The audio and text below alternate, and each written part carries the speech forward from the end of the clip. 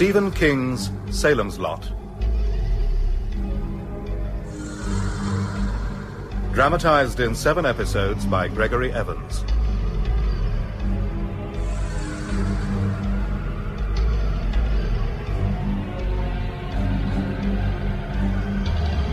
Episode 6.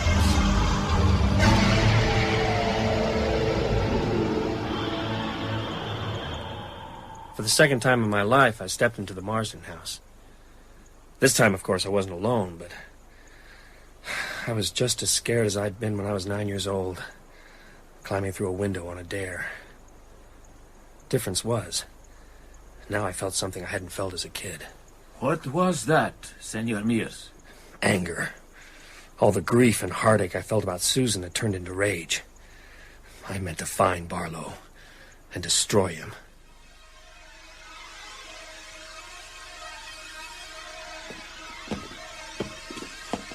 Along here. There's the door. Wait, we should try upstairs first. Why? Barlow will be in the cellar. What about Straker? He may not be dead. I hit him real hard. Even so, you didn't stay to find out. Let's just make sure, shall we? Yeah, Jimmy's right. When we find Barlow, we'll have difficult work to do. We won't want any distractions.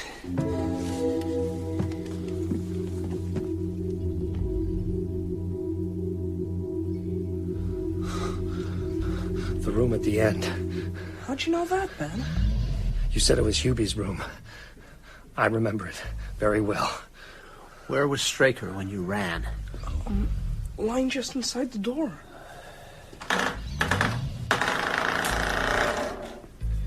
No. Let me go first.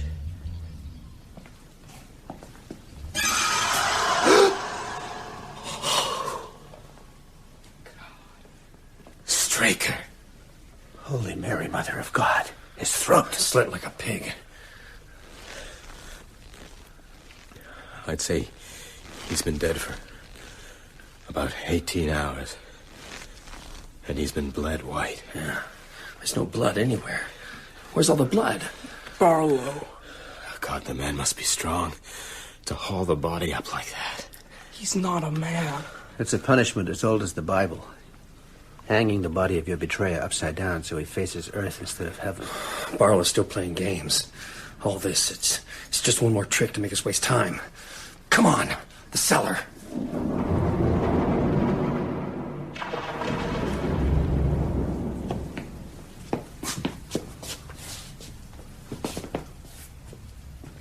He's not here. He's got to be here. No, I can feel it. There's still the stink, the evil. But the air seems lighter somehow. He's already gone. What's that on the table? Jimmy, the flashlight. Right. It's addressed to us. It's a trick. Don't touch it. No, I don't think it's a trick. My dear young friends, hold the flashlight steady, Jimmy. I'm doing my best. How good of you to call. I am never adverse to company. It has been a great joy and a long, often lonely life. Had you come after dark, I should have welcomed you in person, as you have called during daylight hours. I thought it best to be out. Master Petries, you have robbed me of the most faithful and resourceful servant I have ever had. I shall enjoy my sweet retribution. Your parents first. Tonight. Or tomorrow night. Then you. Father Callahan, have they persuaded you to forsake your bottle and join the party? The Roman Church is an old enemy, though not my oldest, for I was old when it was young. Oh yes, I have lived that long. Yet I am neither tired nor jaded. I am as strong and cunning as ever. Not the serpent, but the father of serpents. So, Mr. Mears, Mr. Cody, Master Petries, and Father Callahan, I send you a small token of my esteem. Your friend is lovely, Mr. Mears. Very toothsome, if I may be permitted a small bon mot. I have no further need of her, so I have left her for you. in the place where I spent my days, until I decided that other quarters might be more congenial. Let us see how you like this entree to the main course you contemplate. We shall surely meet soon. Then I shall convey my felicitations to each of you in a more personal way. Until then, adieu. Barlow. Here, round this corner. Frankie, help me with the lid.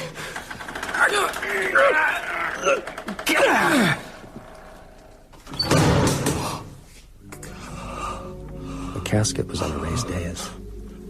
In it, Susan lay still, covered from shoulder to foot in a drift of pure white linen.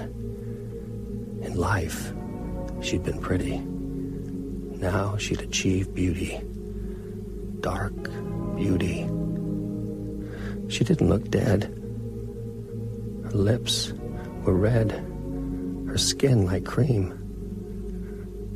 Father Callahan stepped forward and placed his hand over her heart. Here, Ben. No, I can't. Be her lover. Better be her husband. You won't hurt her, Ben. You'll free her. The only one hurt will be you. A line came into my head from Dracula, that amusing Victorian fiction that no longer amused me at all. Van Helsing's words to Arthur Holmwood when Arthur was faced with the same awful task. We must go through bitter waters before we reach the sweet. Here's the steak, Ben. Go on, do it. Oh, take it away. Don't make me do this. She's not dead. No, she's undead. Ben, feel her pulse. Feel her heart. There's nothing. Do it quickly, Ben. And go out into the daylight. We'll do the rest. Take the handle. We must go through bitter waters before we reach the sweet. Oh, dear God, forgive me.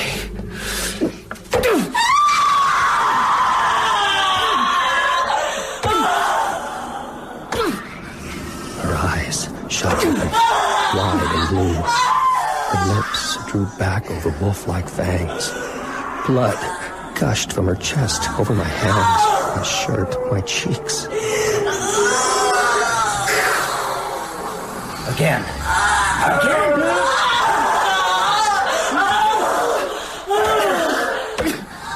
The tide of blood turned black in that chancy lunatic light. Her eyelids fluttered. And I saw briefly the girl I'd first met in the park, reading my own book, smiling, shy. Ben? Jimmy, go after him. See he's all right. In the name of the Father, the Son, and the Holy Ghost.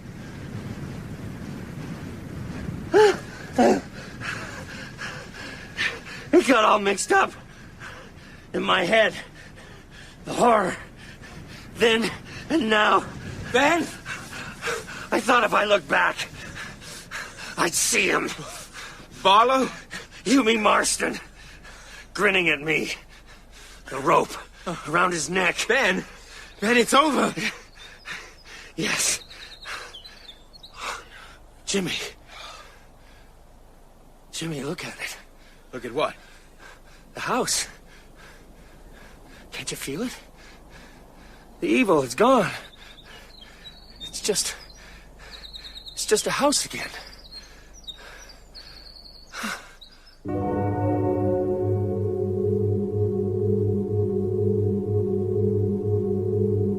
After we left, Father Callahan sealed the house with holy water and pieces of the host. What did you do with Susan's body? Callahan and I turned it face down in the coffin and weighted it with stones.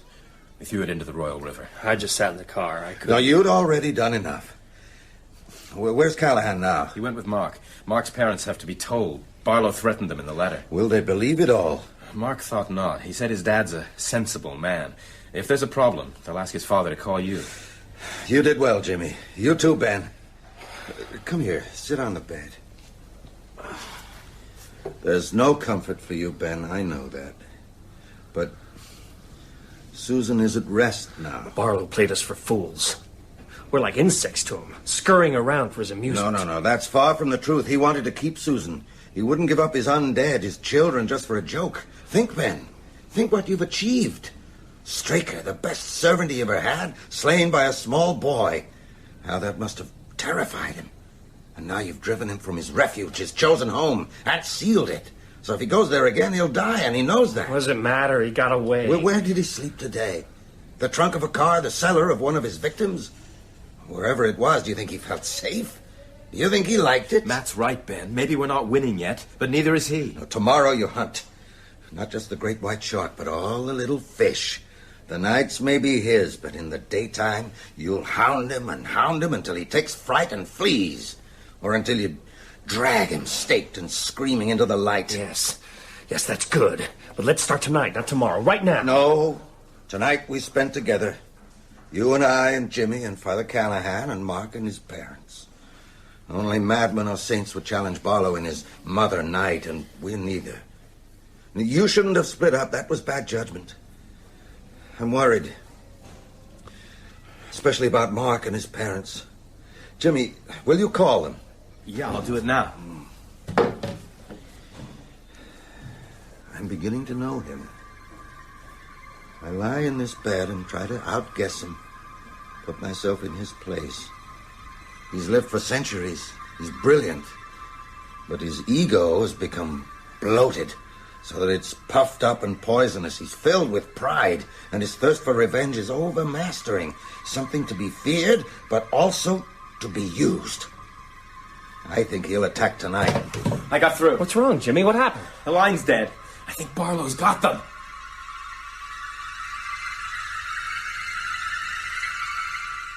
Impossible. I told you. Well, Henry, dear, don't you think we should at least... June, wait. Now, Father Callahan, let's examine this delusion like reasonable men. Well, that may not be possible, Mr. Petrie, but we can try. We came here because Barlow specifically threatened you and your wife. So you say. Before we proceed, let me ask you something. Did you actually drive a stake through that poor girl's body this afternoon? No, I didn't. Mr. Mears did. And the corpse is still in the cellar? No, we threw it in the river. If that's true, you have involved my son in a serious crime. Are you aware of that? Yes, I am. That we had to, don't you see? Mark, I have asked you to keep silent while I speak to Father Callahan. One more outburst and you'll leave the room. Yes, Dad. Mr. Petrie, if you'd call Matthew Burke... I'm sure your accomplices will back you up, Father Callahan, but that hardly constitutes proof. May I see the letter left by this Barlow? Dr. Cody took it. Oh, well, darling, I'm sure Dr. Cody wouldn't be mixed up in anything untoward. He's our family doctor, Father. We all like him very much. And Matthew Burke has an excellent reputation, as a teacher at least. So your story does have a certain disturbing credibility. But your explanation of these events clearly can't be true. We've got to get to the bottom of it. I'm going to call your people and talk with them. If that proves fruitful, perhaps we should all go to Mr. Burke's hospital room and discuss the matter further. Good of you to be so understanding, Mr. Petrie. What's the matter, dear? Strange. It was fine half an hour ago. He's here. God protect us. Oh, don't be silly. In my experience, the Salem's Lot telephone service doesn't need vampires to disrupt it. Henry! For goodness sake, don't panic. It must be a power failure.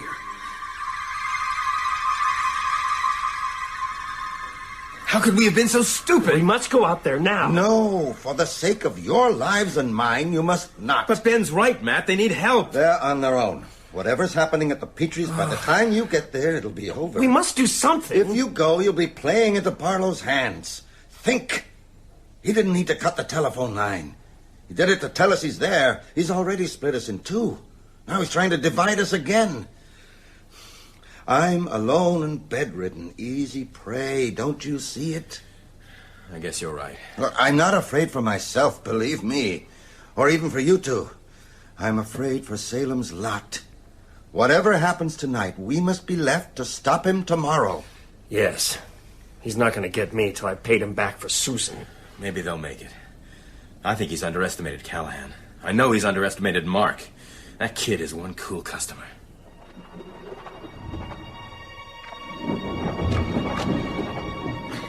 It all happened so fast. One moment my dad was telling Father Callahan it was impossible. The next, the impossible was happening. Right there in the kitchen. Can you talk about it, my son? Yes, Father. The lights went. The windows blew. A shadow moved across the room. Father Callahan took the cross from around his neck and held it up. It was glowing with a sort of blue fire. I could see my dad, lit by that weird light. He looked dazed, like he still didn't believe it. I grabbed Mom's hand, tried to pull away, but it was too late. Barlow got them. Mom's head in one hand, Dad's in the other. I could see his face, long and white, almost handsome. The teeth, the red eyes. He was smiling. I promised you this, Mark. Remember? For what you did to my servant. Henry, do something, please. Speak to him. Listen, whoever you are. We can talk about this. We can sit down. Your parents first.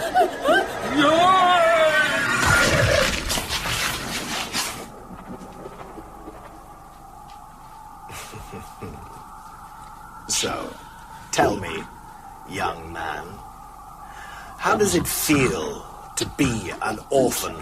You monster! Oh, now you come to me. How convenient. In the name of God! No closer! No closer, shaman, or I sever the boy's jugular before you can draw breath. Step back. Well, what now? Oh, well, that depends. What will you give me for this miserable wretch? Oh, you have courage, boy. But you will scream. You will scream until your throat bursts. Stop that! Should I? Should I reprieve the boy? Save him for another night? Yes! Then will you throw down your cross and face me on equal terms? Without charms and talismans? Your faith against mine? Yes. Do it! I trust you to let him go. I'd sooner trust a rattlesnake. Well, I trust you. Look! Run, Mark! You killed my parents! Run! Soon, little brother. Very soon. You and I will... Mark, no! You dare spit on me? Back! In the name of God. I'll do more than spit! I'll kill you!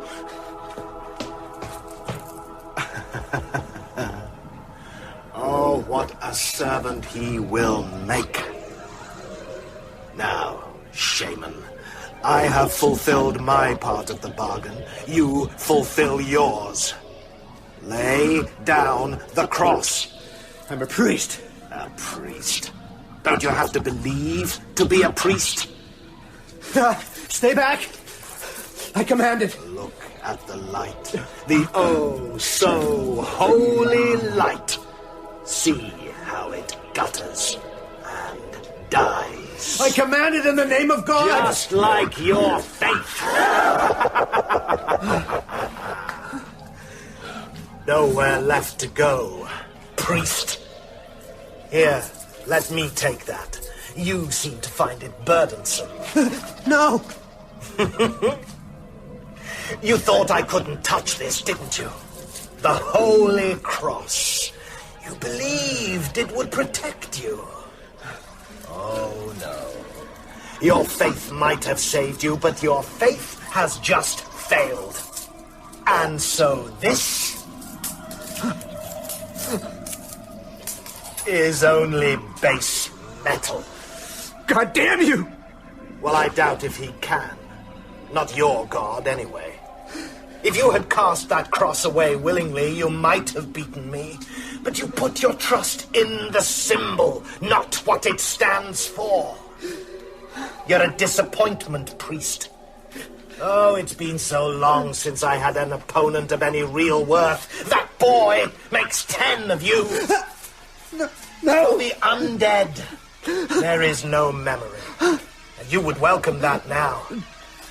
But no, for you, there is a more fitting punishment. No. Please. Here, priest, learn a true religion. Take my communion. Eat of my flesh.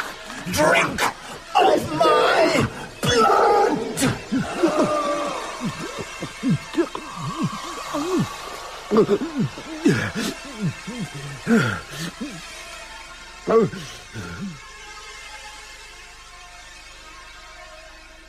At 10 that night, Jimmy and I were still sitting around Matt's bed out in the Cumberland Hospital, waiting.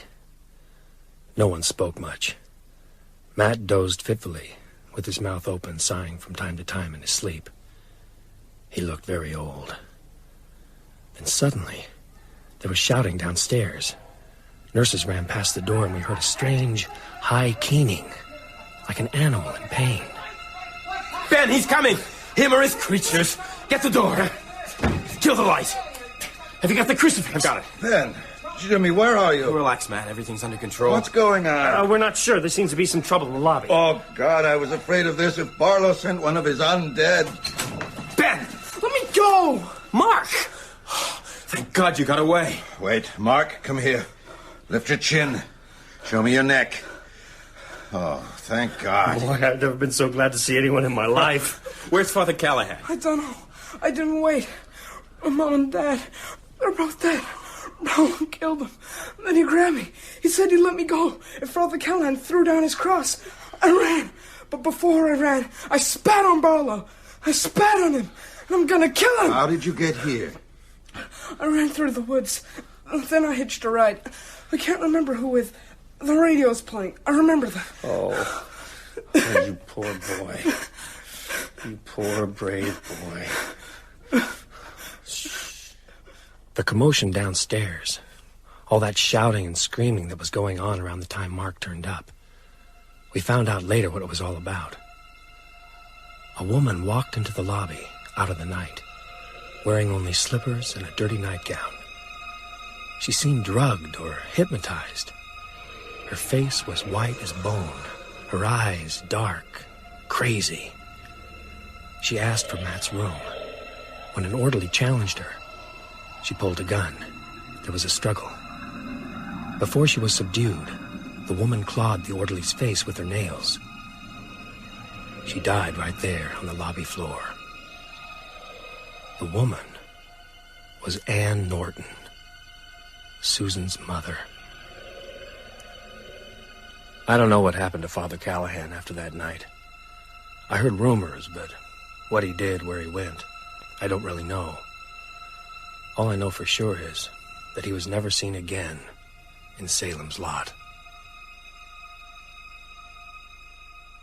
No, Matt, you've got to sleep. Jimmy's right, Matt. You don't look good. My town is dying before my eyes, and you expect me to sleep? Matt, if you want to be around for the finish, you've got to hold something back. I'm talking as your doctor, goddammit. Later, Jimmy, please.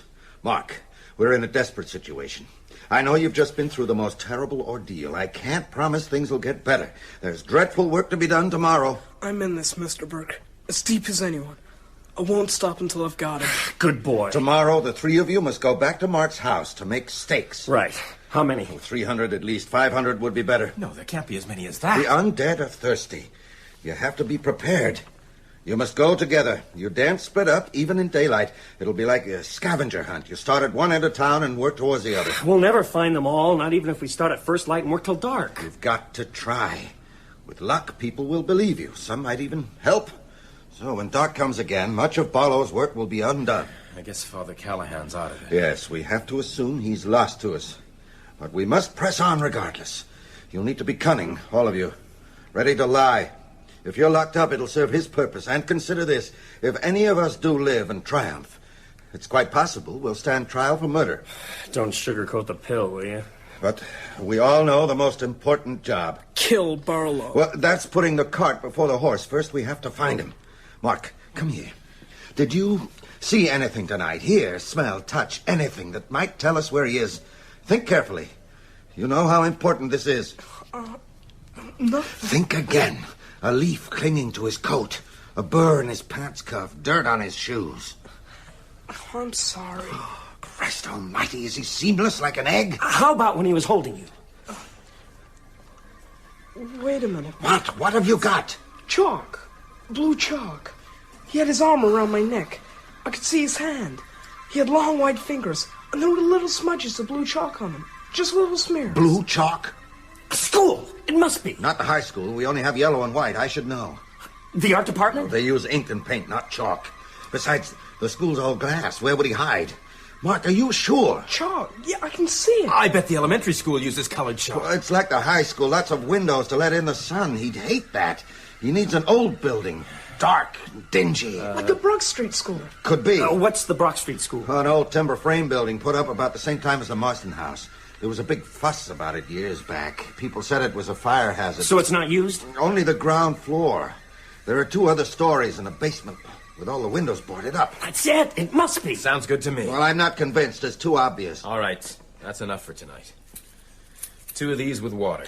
They'll help you sleep. Later, Jimmy. There's still a lot of work now, to do. Matt. He's right, Matt. We can't risk losing you. You're too important. Here, Mr. Burke. To help you take the pills. Ganging up on me, huh? Okay, you win. I'm worried about him, Ben. I thought the attack was mild. Hardly a heart attack at all. It was, but the next one won't be. It'll be the big one. This business will kill him if it doesn't end soon. That night, we slept in the hospital, in Matt's room. Matt lay propped up on pillows, sedated. Jimmy and I tossed and turned in the uncomfortable chairs. Mark curled up on the floor and slept like a baby. The morning seemed to come very soon. Ben. Ben. The sun's up. It's time to get going. Jimmy, wake up. What? Where am I? Hospital. Mark, sorry. Dream. Daylight, thank God. Matt's still asleep. Yeah. He's an old man all of a sudden. His pulse is steady. Color's good. I'd say he's better than he was last night. Yeah. All right. We don't need to wake him now, do we? No. We'll just tiptoe out. Should we leave him here alone? We have to. If we stay here all day, we're playing into Barlow's hands. We must trust Matt's ingenuity. Come on. Where to first? Brock Street School? No. Too many people. That'll have to wait till this afternoon. Mark's house first, to make stakes. And then? We use them. Stake as many as we can. But you do realize, don't you? Unless we find Barlow, this is all a waste of time. If it, escapes us today, we're finished.